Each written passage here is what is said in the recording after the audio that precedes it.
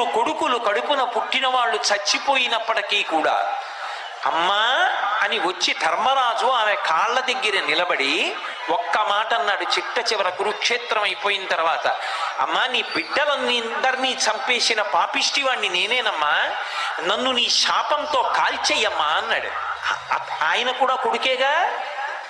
అమ్మా ధర్మం కోసం చంపాను కానీ నా అంత నేను చంపలేదమ్మా, నీ బిడ్డల్ని చంపడం తప్పైతే నన్ను కాల్చి అని ధర్మరాజు వస్తే ఒక్క మాటల్లా కళ్ళమ్మట నీళ్లు కార్చి ధర్మరాజుని కౌగిలించుకుంది. కానీ ఒక్క బిడ్డ కూడా బ్రతకలేదన్న బాధతో ఆమె చూసినప్పుడు కొద్దిగా కళ్ళకి కట్టుకున్న బట్ట జారి ఆమె దృష్టి పడినందుకు ధర్మరాజు అంతటి వాడికి కాళ్ళు బొబ్బలెక్కాయి. అంటే అంతటి పతివ్రత. కానీ యుద్ధభూమిలోకి వెళ్ళి చూసినప్పుడు కొడుకులందరూ మరణించి ఉంటే అందున దుశ్శాసనుడు భయంకరంగా వక్షస్థలం బద్దలైపోయి పడిపోతే ఆమె కోపం అటు తిరిగి ఇటు తిరిగి ఎవరి మీద నిలబడాలో తెలియక అంతటి గాంధారి కూడా పుత్రవ్యామోహాన్ని పొంది కృష్ణుడి వంక చూసింది.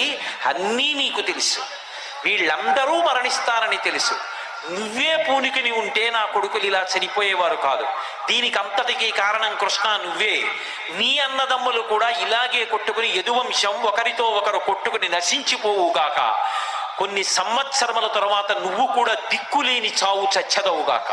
కృష్ణుడు నవ్వి అన్నాడు, అమ్మా ధర్మానికి వంత పాడినందుకు నువ్వు నాకు ఇచ్చిన కానుక అన్నాడు.